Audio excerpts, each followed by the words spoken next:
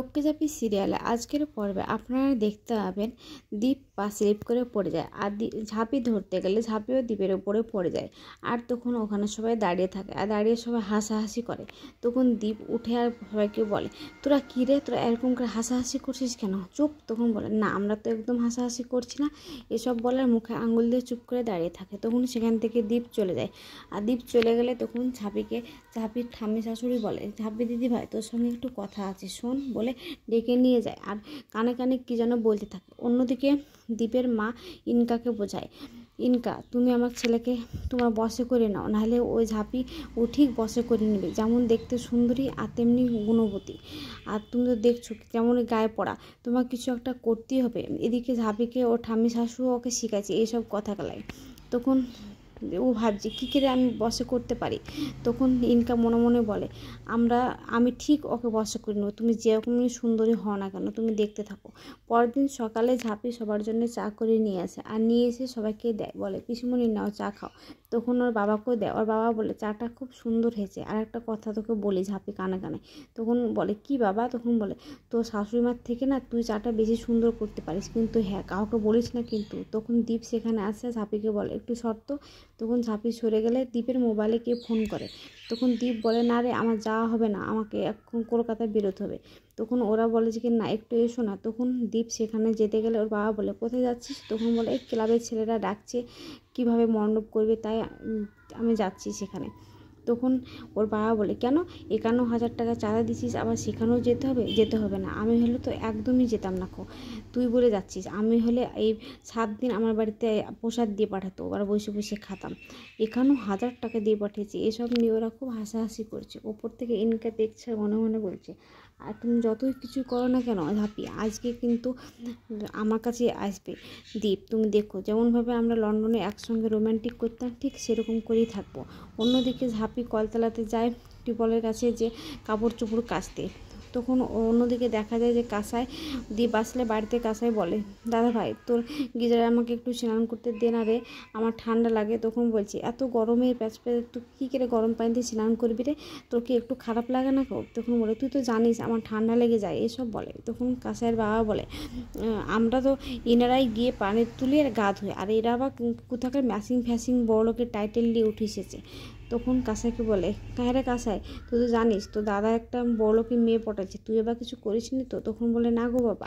তাই বলে বাবার কাছে আসে, বাবাকে জড়িয়ে ধরে বলে, আমার ভালো, আমার গুছমো না বাবা, এইসব করে আদর করতে করতে বলে, আমার কিপটে বাবা বলে সেখান থেকে দৌড়ে পালিয়ে যায়। আর দীপ আর ওর পিসুমনি ওখানে হাসাহাসি করে। তখন দীপ বাথরুমে চলে আসলে ঢুকে পড়লে ওদের বাড়ির কাজের মেয়েটা এসে বাইরে থেকে লাগিয়ে দেয় না জেনে। তখন ভিতরে দেখে যে ঝাঁপিও আছে। তখন দীপ বলে, ঝাঁপি তুই এখানে, আর তুই বা এখানে চুরির মতন করে চুপ চুপ করে কাপড় কাচছিলি কেন? তখন ঝাঁপি বলছে, কি বলছো তুমি? আমি চুরির মতো করে বসে থাকবো কেন? তাহলে বাইরে থেকে কে লাগলো? নিশ্চয় কাঁসার কাজ, তাই কাঁসা আমাকে এখানে পাঠিয়েছে। তখন বলে, কি কাঁসা দিয়ে পাঠিয়েছে? না গো, কাঁসা দিয়ে এরকম কাজ করতে পারে না সেদিনকার পর থেকে। তখন দীপ চিৎকার করে বলে, কাঁসায় খুল, নাহলে সেদিনকার মতো কিন্তু আবার বাড়ি থেকে আমি বেরিয়ে যাব, এসব বলে। অন্যদিকে কাঁসাই দীপের বাথরুমে গিয়ে দেখে যে ওখানে ইনকা দাঁড়িয়ে আছে। তখন কাঁসাই বলে, এরে শাকচুন্নি, তুই এখানকে এইসব প্ল্যান করে দিয়ে বসেছিস যে দাদা ভাই আসবে আর তোর সঙ্গে স্নান করবে, এটা ভাবছিস তুই? তোর একটু লজ্জা শরম নাই? তুই জানিস না যে আমার দাদা ভাইয়ের বিয়ে হয়ে গেছে ঝাঁপির সঙ্গে? তা ছি, তুই একদমই নির্লজ্জ যাকে বলে। দাঁড়া তোকে দেখাচ্ছি মজা। বলে একটা চাকু নিয়ে এসে ওর গলা কাটতে যায়। তখন ইনকা বলে, চুপ করো। তখন বলে যে চুপ করো মানে, দাঁড়াও দেখাচ্ছি মজা। তাই বলে ওর কাছাকাছি যেতে যায়। তখন ইনকা বলে, কাছে তুমি চুপ করো কিন্তু, তুমি আসবে না, এইসব বলে বারবার করে বাধা দিতে যায়। তখনও চলে যায়। তখন ইনকা কাঁসাইকে পানির মধ্যে ফেলে ধাক্কা দিয়ে পালিয়ে যায় বাইরে, আমাকে বাঁচাও বাঁচাও করতে হতে। তখন কাঁসাই ওখান থেকে পানি থেকে উঠে বলে, দাঁড়া রে শাকচুন্নি, দেখাচ্ছি মজা, আমি আসছি, তো কাজ শেষ করবো যে হাবি হোক না কেন। তাই বলে ও পেছন পেছন নিচে যায়। আর সবাই দেখে যে ইনকা ওই পোশাক পরে আছে বলে সবাই চোখ বন্ধ করে। দীপের বাবা, দীপের ভাই।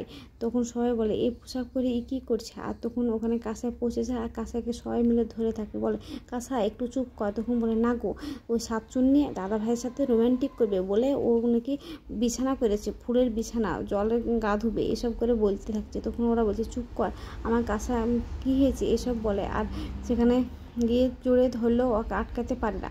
আর ইনকা ওর ইনকা দীপের মায়ের পেছনে গিয়ে লুকায়, বলে আন্টি দেখো না, আমাকে একটু বাঁচাও না, আমাকে দেখো কাছে আমাকে মেরে ফেলতে যাচ্ছে, এসব বলে। তখন বলে আমি মেরে ফেলতে যাচ্ছি, তুমি কি করছিলে, এসব বলে। তখন ইনকা বলে ঠিক করেছি, যা করেছি বেশ করেছি, 100বার করবো। আমরা লন্ডনে যেভাবে থাকতাম এখানেও সেভাবেই থাকবো। দীপ আমার, আমি যেভাবে খুশি সেভাবে থাকতে পারি, বাথরুমে, ঘরে, শোয়ার ঘরে, সব জায়গাতে যা করে ইচ্ছা তাই করে থাকতে পারি। তখন ওর ঠাম্মি বলে কাছে দিদি ভাই তুমি একটু চুপ করো, এসব বলে। তখন ও চুপ করে যাওয়ায় তখন বলে তুমি আগে পোশাকটা চেঞ্জ করে আসো, সভ্য পোশাক পরে এসো, তারপর তোমাকে যা বলার আমি তাই বলছি। তখন ওখান থেকে ইনকা চলে গেলে ওর ঠাম্মি বলে এই মেয়েকে দাদু ভাইয়ের ঘরে যা বন্ধ করতে হবে, যা করে হোক না কেন আমাকে দাদু ভাইয়ের সাথে কথা বলতে হবে। তখন কাসাই বলে দীপ কোথায়, তখন বলে যে কি দীপ, তখন কাসাই বলে দীপ দাদা ভাই তো ওই ঘরে স্নান করছে। তখন বলে স্নান করছে মানে, তখন কাজী মেয়েটা বলে আমি তো বাইরে থেকে লাগিয়ে দিয়েছি। তখন ওর মা ওই ঘরটা খুলে দেয়, আর খুলে দিলে বলে আমি ঘরটা খুলে দিয়েছি, দীপ ঘর থেকে বেরিয়ে আয়। তখন ঝাঁপি বলে তুমি একটু উত্তর দাও, নাহলে বড় মা রেগে যাবে, এইসব কথা বলে। তখন দীপ ভিতর থেকে বলে মা তুমি যাও আমি আসছি। তখন ওর মা চলে যেতে গেলে দীপ ঘর থেকে বেরিয়ে আসে, আর বেরিয়ে এসে ওর মায়ের কাছে ধাক্কা খায়। তখন ওর মা বলে যে বলে বাবা তোর ভালো করে মাথা মোছা হয়েছে তো? তখন বলে হ্যাঁ। তো বাথরুমে সব কি নোংরা পড়ে, দাঁড়া আমি ধুয়ে দিয়ে আসছি। তখন দীপ বলে না পরে ধুয়ো, তুমি এখন চলো। তখন না না ও নোংরা পড়েছে, বিড়বিড় করছে, ভালো লাগছে না। তখন দীপের মা বাথরুমে গেলে গিয়ে দেখে যে ওখানে করে ঝাবি বসে আছে। তখন বলে তুই এখানে বসেছিস, তার মানে তোরা দুজনে একসঙ্গে স্নান করছিলি? হ্যাঁ হ্যাঁ, আমার কি হলো বলে দেওয়ালে মাথা ঠুকে। তখন দীপ বলে মা তুমি একটু চুপ করো না। তখন ওর মায়ের কান্না শুনে সবাই ওখান থেকে ছুটে আসার বলে কী ব্যাপার বৌদি তুমি কাঁদছো কেন, তাই বলে। তখন বলে আমার সব সর্বনাশ হয়ে গেছে, ওরা দুজনে এক ঘরে স্নান করছিল। তখন কাসাই বলে ও মা ওদিকে শাশুড়ি কিনা প্ল্যান করে যাচ্ছে, আর এদিকে তোরা দুজনে স্নান করছিস একসঙ্গে।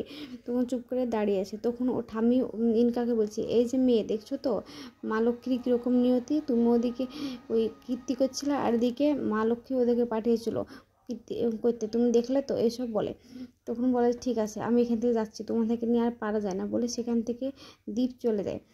আর চুন্নি এসে ঝাঁপিকে বলে কিরে কীভাবে কী মজা করলি, এসব বলে। তখন ঝাঁপি বলে একটু চুপ করো না।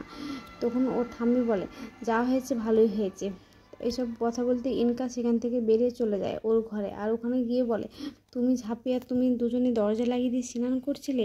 তখন দীপ বলে না গো তুমি একটু কথাটা আগে শোনো, এসব বলতে থাকে। তখন বলে না আমি বিশ্বাস করি না, তুমি এতটা পাল্টে গিয়েছো দীপ।